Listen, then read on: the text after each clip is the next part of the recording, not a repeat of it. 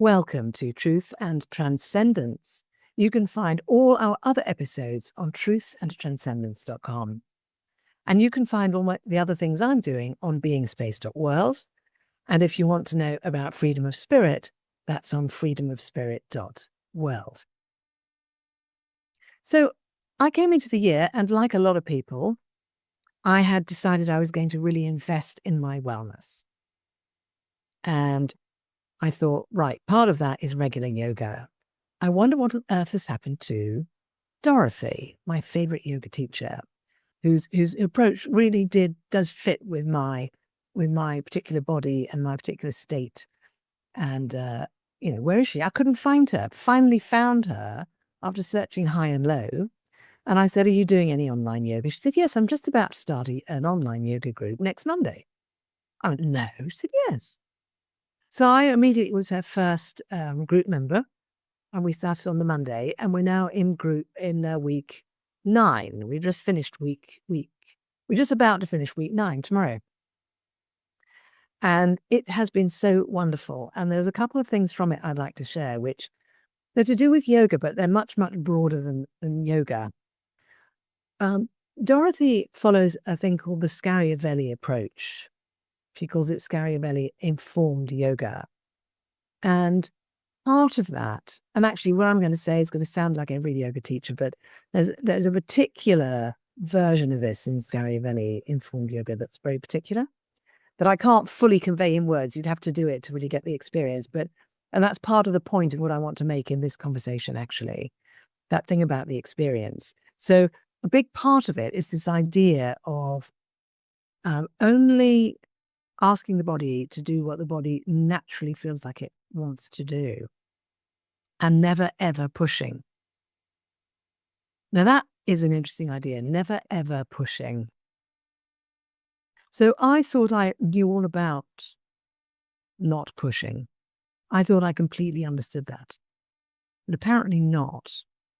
Because in these yoga classes, it doesn't matter how many times Dorothy says, "Now only take your body as far as it naturally wants to go." Still, there will be moments when I catch myself pushing, trying to stretch a bit further, trying to hold a position a bit longer. Because I'm looking at Dorothy's body on the video, and she can do things that I cannot do yet. She can do things I can't do at the moment. And there's part of my ego that goes, "Well, I want to be able to do that. Surely I can do that. If I push, I will be able to do it." No, not necessarily. And yet there's this habit of pushing, this habit of going, "No, no, no, I must push." Even though I'm being told over and over again, "No, don't push. No, don't push. Just breathe. Ease off." To be fair, I do manage to do that a lot of the time, and I do notice a significant benefit from it.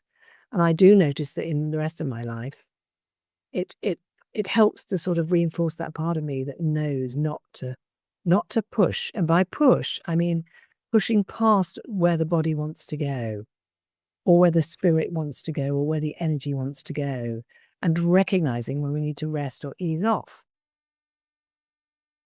So I also realize there are times in life, and I've had these times, when we choose to really push ourselves. We choose to go, "Right, I'm going to," like someone I don't know, but know of, who decided he was going to become a podcaster. He had no idea. He had none of the skills required.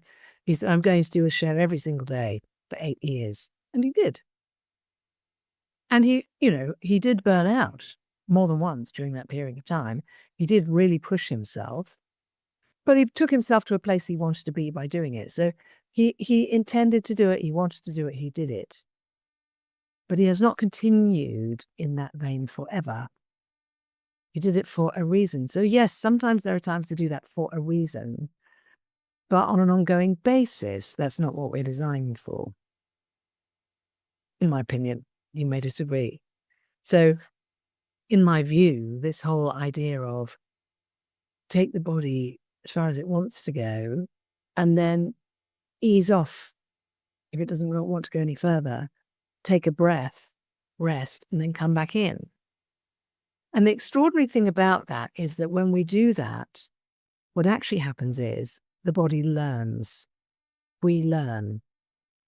And over time, things loosen, things release, strength builds. And it's done in a way which is not fighting with the body, it's cooperating with the body as we go.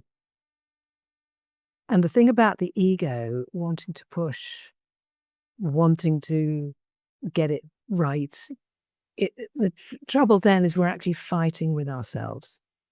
We are denying the truth of the nature of how we are.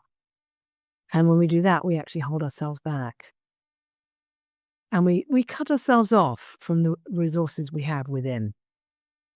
Any form of lying to ourselves, fighting with ourselves, actually cuts us off from our inner resources. So this idea of going as far as the energy and the body wants to go, and then relaxing and breathing, and then going again where we're ready, is a really interesting one. I find it fascinating. And of course, I'm practicing it 5 days a week at the moment, and I'm noticing real benefits from it. So if you'd like to know about this particular yoga group that I'm in, have a look in the show notes, because I'm going to put the link in there. Highly recommend it. You will see me in a variety of sort of sloppy exercise, shapeless garments on the mat, usually covered in a kind of a lilac fluffy throw. So I'm a sort of a mound, a lilac fluffy mound on the mat, doing the yoga underneath this throw. So you will see me there. So yeah, letting the body go as far as it wants to go, as far as what feels natural, rather than fighting with ourselves. So thank you for watching. Thank you for listening. Maybe check out my other stuff on beingspace.world or freedomofspirit.world, and you can find the rest of the show on truthandtranscendence.com. Have a fantastic week and a natural week. See you next time.